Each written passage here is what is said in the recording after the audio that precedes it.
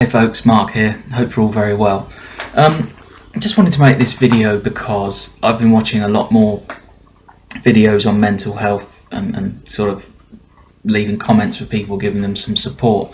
It's slightly concerning about how there is an attitude that's becoming more and more prevalent within the YouTube sort of society. So many people saying that you can cure mental health with diet and fitness and stuff like that. I've touched on this briefly in some of my mental health videos, but I think it's worth me sort of reiterating this. You are not going to cure a mental illness by carbing the fuck up, drinking more water, riding a bike, getting more sleep, consuming more sugar.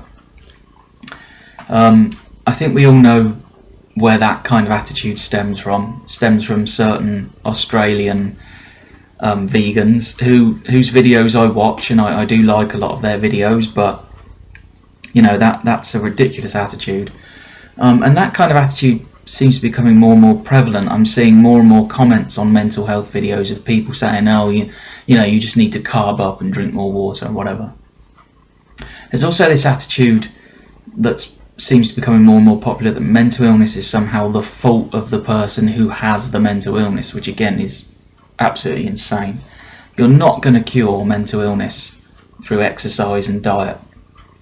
Without a shadow of a doubt, a good diet, plenty of water to keep you hydrated, exercise and sleep is certainly going to help mental illness. Without a shadow of a doubt.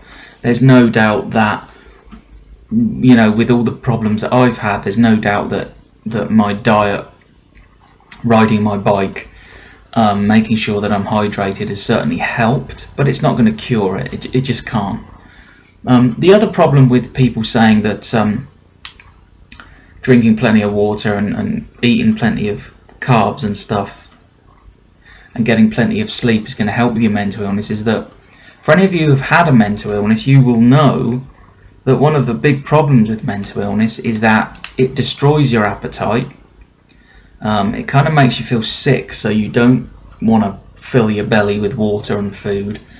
It also destroys your sleep. Anyone that's ever had depression or any mental illness will tell you one of the worst things is you get sleep deprivation because you just can't sleep. For me, I've always had this weird thing where I don't have any trouble getting to sleep, but I tend to wake up like 4 o'clock in the morning, and then I'll wake up every sort of 20 minutes, half an hour for several hours, and that has a terrible effect. It makes you tired and stuff. So people who are saying, your diet and your exercise, and also, the other thing, when you're depressed, when you've got a mental illness, your body is, it's called depression for a reason. It's because your body is depressed. Your system is depressed. You don't want to do things. You're lethargic. You're so tired. I've been so tired with depression sometimes. I've literally spent an entire week literally sitting on the sofa with my eyes closed, unable to open them and get going, So even exercise. People who say, oh, if you're depressed, get out and exercise. Well, it's hard to exercise when you're depressed because you've got this horrible lethargy and tiredness. I have been able to push myself to sort of exercise and ride my bike, but nowhere near as much as I usually do. So I just wanted to say this.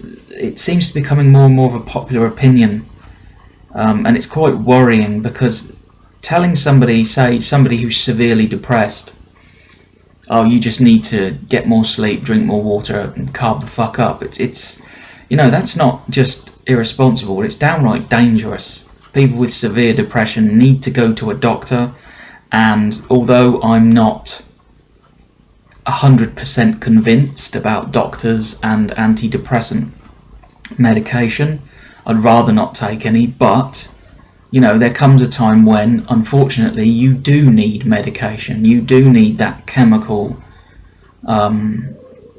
input from the medication to help your brain to find an equilibrium. It's not a perfect solution, but it's the best solution we've got. Once you've had that medication, once your brain has become more balanced and you start to feel better, then you can go back to focusing on your diet and your hydration and your exercise. But when you are mentally ill and when you are depressed, you don't want to eat because you feel sick. You don't even want to drink much because your stomach's doing cartwheels. You don't want to ride a bike, go for a run, go for a long walk because you just feel like utter crap. So these people who are espousing this idea that, you know, you don't need to go to the doctors, you don't need medication, just eat more carbs, you know, stuff the pasta in, guzzle the water, ride your bike, go for a run. It's wrong.